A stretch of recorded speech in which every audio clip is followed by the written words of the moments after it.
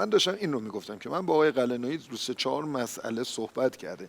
و خب میگم یه چیزایش رو پذیرفتن که نکته اصلی نظر خودم این بود که ما با هر قرعه‌ای که اتفاق بیفته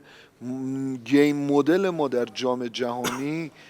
نسبتاً دو تیم به سمتی میره که با توجه به بازی‌های اخیر دوستانه‌ای که ما داشتیم ما باید بریم به این که به تیم‌های حریف فضای کمتری بدیم، موقعیت کمتری بدیم. ما اتفاقی که برامون میفته وقتی که ما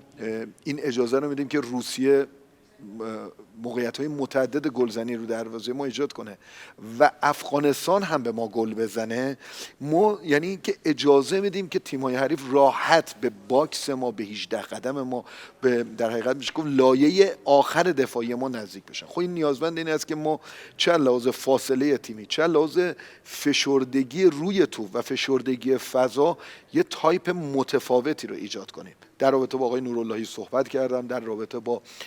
اینکه شاید نیاز باشه ما یه جایی به دلیل اینکه ما چندین گل پشت سر هم در بازی دوستانه ما از عمق دفاع خوردیم، شاید نیاز باشه یک قسمت‌هایی از بازی، شاید نیاز باشه یه جایی از بازی رو ما با 5 نفر در حالت دفاعی قرار بگیریم.